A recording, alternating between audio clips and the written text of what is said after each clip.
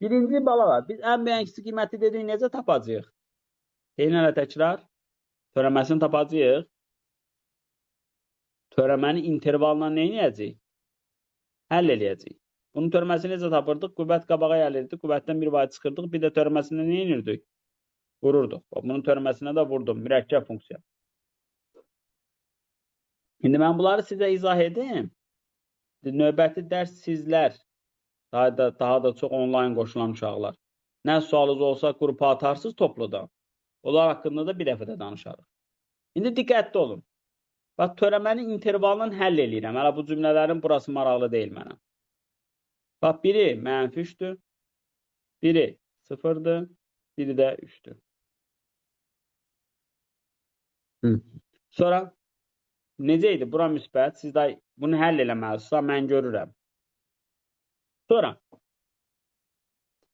yavaş-yavaş bayaqki kimi addımlayaq. Mənfidən müsbətə keçənlərə nə dedik biz? Minimum. Onda bunun minimumları hansı oldu? Bir mənfi 3. Bir də 3. Sonra bir dənə 3.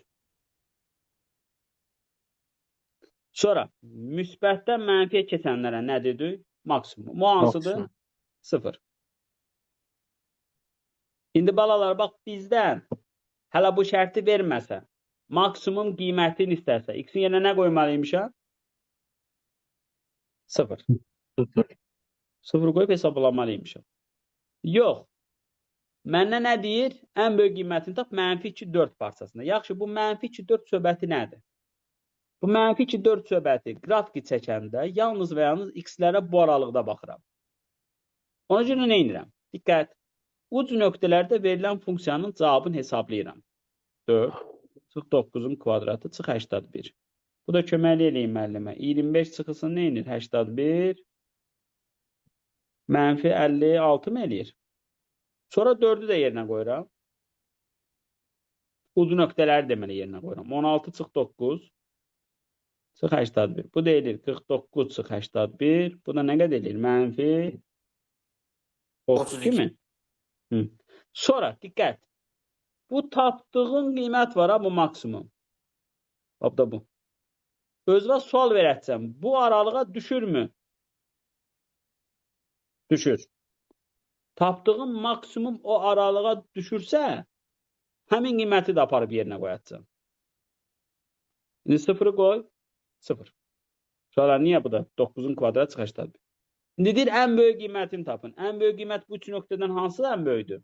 O bu 3 qiymətdən. 1, 2, 3 hansı ən böyükdür? 0. 0'da balalar. Deməli, indi nə edirsiniz? Diqqət yetirin. Başda. Təkrar yazmıram. Sadəcə sözlə ifadə edirəm. Deməli, partida funksiyanın ən böyük qiymətini tapanda ilk növbədə uc nöqtələrdəki qiymətləri hesablayırsınız. Hesablayıb qoyursunuz bir qıraqda. Sonra bayaqki kimi araşdırırsınız. Törəməni tapırsınız. Törəməni intervalından həll edirsiniz. Bax, bərabərsizlik mövzusunu təkrar edirik. Törəməni intervalını həll edəndən sonra bayaqları deyirdik. Mənfidən müsbətə keçid olanlara nədir? Minimum. Deməli, bunun 2 dənə minimum nöqtəsi varmış. Biri də bu da buradadır. Sonra müsbətdən mənfiyə keçid olanlara nə deyirdik? Maksimum. Uşaqlar, minimumlarla maksimumlar ekstremum nöqtələr sayılacaq. Onda təzə bir term olacaq. İndi tapdığım bu maksimum, diqqət yetir. Da bu. Verilən partiya düşürmü deyəcəksən? Düşür.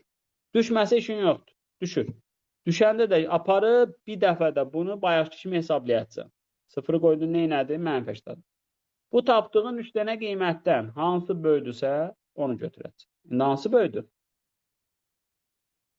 0, 0'ı da götürəcək. Minimum desəydi bunları da aparıb qoyub hesablayacaqdı. O da mənfi 81'i verəcəkdi. Məsələn, minimum qiymət burada mənfi 81'də, amma bir şey var. Diqqətli olun. Bax, sırf bu misal üçün bunu götürməyə dəyməz. Niyə dəymir? Kim deyər? Çünki bu burada yoxdur. 3 var. O partiya düşmür. Bildi? Elə bir tapdığınız nöqtələrdən hansıları o partiya düşürsə, onları aparıb funksiyada yerinə qoyub hesablayacaq.